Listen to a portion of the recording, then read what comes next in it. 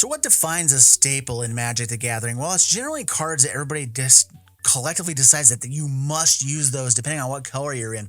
I'll go a little further than that and narrow it down a little bit more and say that there are cards that you probably should be using in decks depending on what kind of card it is. So like if you're in a +1/+1 counter deck, you're going to want to have all the +1/+1 counter doublers and things like that, like hardened scales.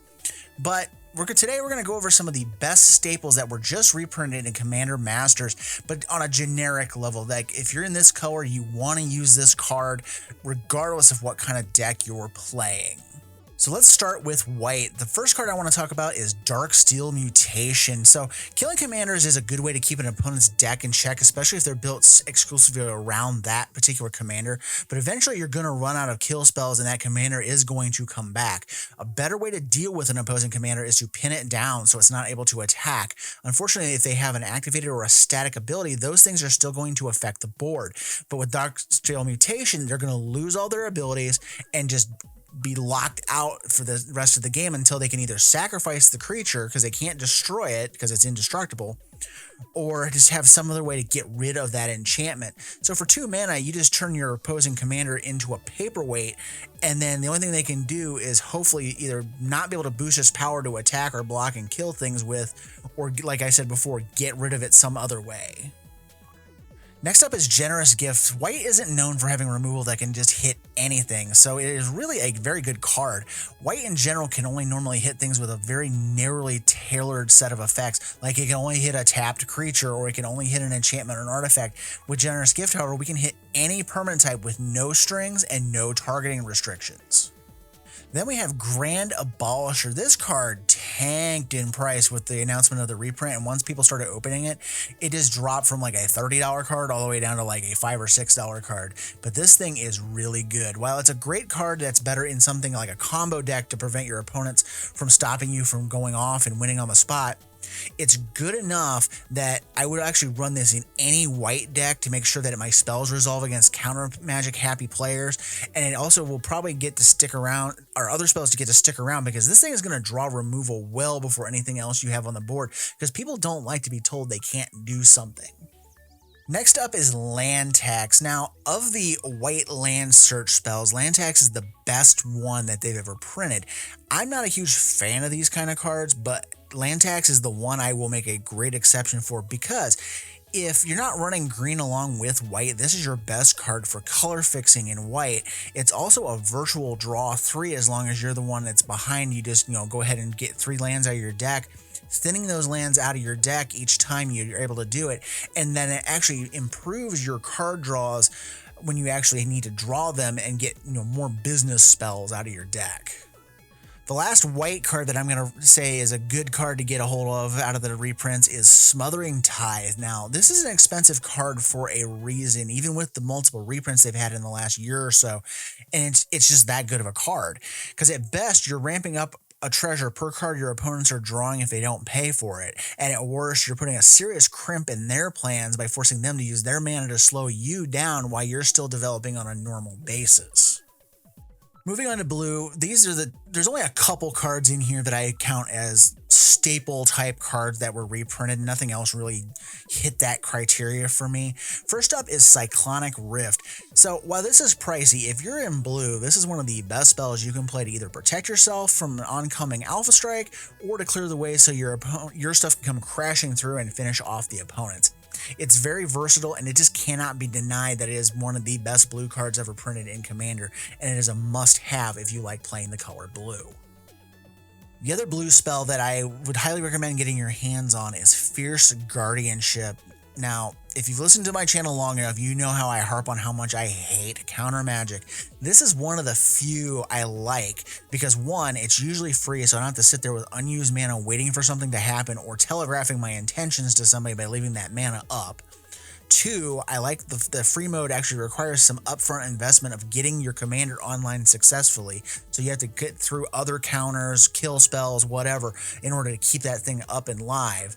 It's limited to the number 3 reason is it's limited to non-creature spells. So you're not countering a commander unless your opponent is using a planeswalker that can be a commander. So it feels more fair in use. And I personally only run this as about my one and only counterspell in any deck in blue that I'm playing. So I don't feel as crappy about running it as it's one of my, oh crap buttons to stop either a player of not comboing off or protecting my board from a wipe. And it's only one of 2 counterspells I would ever recommend being played, and the other one being Spell Swindle. Moving on to black, we're going to look at some cards that's what black is best at, but these are really good staple cards to be used in the black colors that are getting reprinted here. First up is Curtain's Call. Now, many kill spells in Magic cost 3 mana to kill 1 creature.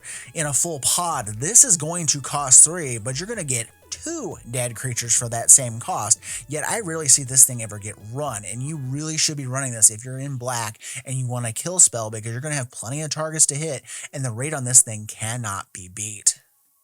My next card that I consider a staple in black that just got reprinted is one of the free cycle cards. It's Deadly Rollick. Now, while it's not a destruction spell, so to speak, it is exile, and it is very, very good. And if you're in black, you should be playing it. If you've played Commander long enough, you will know that exiling a creature is much better than destroying a creature, unless you're planning on trying to steal it back out of their graveyard using something like a Sepulchral Primordial, because you don't want a lot of stuff coming back. The last one in black that I'm going to say that deserves your attention if you're a black mage is Toxic Deluge. Now, this is another in a long line of great black board wipes, and has recently saw 2 reprints. One was in the Lord of the Rings precons, and now this. It's a very special card for us in Commander because we have our higher life base totals, so we're able to pay a lot of life in order to make the Deluge really take down some huge creatures for very little mana. And on top of this is going to blank any kind of instant speed, indestructible things granted by spells, static indestructibility given by something like Avacyn Angel of Hope, and all kinds of things like that. Now, red didn't get a great deal of, good staple stuff reprinted here, but we did get 3, starting with the free spell, Deflecting Swat. So what's better than protecting one of your creatures from a kill spell by making it indestructible or hexproof? Well, in this case, it's swatting the spell back at its caster's creatures and making it do it for free as long as you have an active commander. It also has the benefit of being able to deal with uncounterable spells, such as an X is greater than 5 Banefire. You try to Banefire me for my entire life and I can't counter it? Nope, sorry, you're going to Banefire yourself for whatever amount of damage you're dumping into it. It's an expensive spell for a reason and should see play in more red decks. So I'm going to draw some hate for my next recommendation, and that is Insurrection. But this game has to end at some point when you play it. And for a red tech, particularly mono red, Insurrection is one of the absolute best ways to bring a game to a close. And with the reprint, it's actually gotten very affordable with the new borderless art going for a real cheap $4 mid-price range. The last red card that I would say should be picked up from the reprints in Commander Masters is Vandal Blast. Now, with the abundance of artifact mana running around, treasures and mana rocks and all that kind of stuff, an overloaded Vandal Blast is one of the best mass removal spells for the format, and if you're in red, you should be running a copy, especially since it does not affect your side of the board. This reprint also makes it quite cheap to get your hands on, so go for it, red mages. Moving into the last color, green, we're going to talk about a few things that I feel should see some kind of play. So first up is Arachnogenesis. Now, while most fog spells aren't that special and they're not all that great in a vacuum, Arachnogenesis has the added benefit of being able to generate a 1/2 spider token for each attacking creatures, which can then gang up and block anything that's trying to attack you to get rid of it, and leaving you with a bunch of spiders to work with. This is great in just about any kind of deck. Another card that's actually good in all kinds of decks is Eternal Witness. Now, most green spells that retrieve things from our graveyard are restricted to permanents only, whereas the Eternal Witness can get anything back from a graveyard, including your sorceries, all the stuff, just all of it back to your hand. And it can be resurrected from the graveyard itself to get another thing back when you use it. So it's got some versatility over the instant and sorcery speed variants that give us this kind of effect. So if you're in green, you should probably be running a copy somewhere in your 99 most of the time. So while we're in green, we're going to talk about probably the best mana rock for green, because the likelihood of having huge creatures to cheapen up the casting cost of the Great Henge is pretty good. And it's also one of the best card drawing engines green has access to, because as long as you're playing creatures like you should be as a good green mage, you're going to get lots and lots of creatures and lots of cards. So get this and you won't be sorry for having it. Speaking of good card draw in green, next up we have Oron Frostfang in all of its death-touching glory to wring cards out of our opponents if they don't want to lose their creatures to the death touch that this thing grants to all of our attacking creatures. And now it's more affordable than it's been in a good while, with the reprint essentially halving the price. Get one and enjoy this thing, because it is one of the best ways to draw cards in green.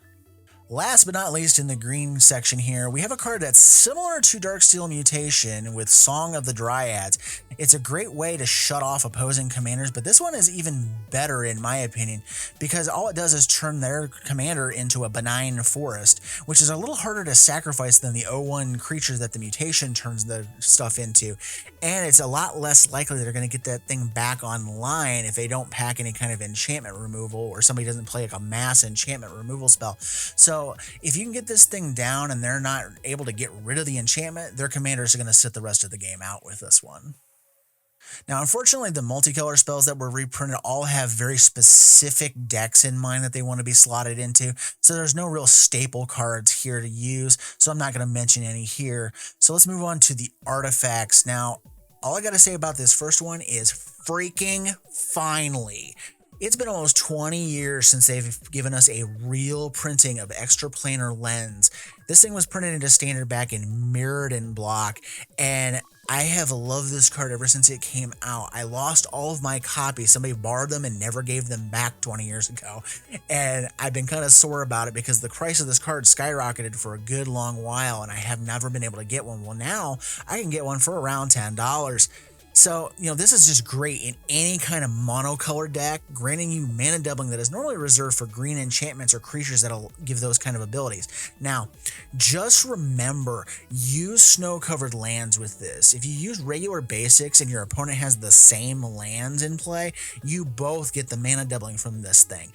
But if you use a snow-covered land, it looks for snow-covered swamp, mountain, whatever it is, and it doubles those only. So unless they're also playing snow-covered lands, they're not going to get the benefit if you use this card. Next is Hammer of Nazan. I like equipment that makes my commanders indestructible, and I like it even more when I don't have to pay an extra equip cost to do so. The hammer is great for this because you just bring it into play and then attach it to a creature whenever it enters, and if you're playing an equipment deck, you can shift it around for free. So this leaves your mana free to cast your other spells while still being able to protect something or cast counter magic or whatever you have going on, and it just works great in any deck. And the last artifact I'm going to recommend getting a copy of if you don't already have some that just got reprinted is Lightning Greaves. Now, making a creature untargetable is also a good way to protect it, and believe it or not, even though there's been just dozens of reprintings of this card, it's still pretty pricey for an uncommon card. So this reprint makes it a little bit cheaper, but if you want one, I highly recommend getting it sooner than later, because the history of this card has shown it will not suppress that price for long, and it will go back up. So I hope you enjoyed today's video. This is a lot of stuff, mostly for some of my newer viewers, because I've actually noticed I've had comments from people saying they're just getting into Magic, found the channel. So I want to give some recommendations on some things that they should be able to pick up cheaply here, or a lot cheaper than what they are through Commander Masters. Don't buy packs. A lot of the rares that I mentioned here are as expensive as some of the set boosters for this thing. So rather than spend that, $23 or $20 or whatever you're spending on a set booster, wherever you can find them, buy the single copies of the cards. The most expensive thing I recommended out of this whole mess here was Cyclonic Rift, I believe, at $28. Well, that's just a little bit more expensive than the price of a set booster, and you don't get to pick what you get out of that booster. You might get absolute dog crap out of that booster. So buy singles. If you want any of this stuff, get your hands on them, and I would recommend start doing it here probably in about the next week is about the cheapest they're going to be, and then they're going to start creeping back up. So with that said, I hope you enjoyed. Have a great day, and I'll see you in the next video.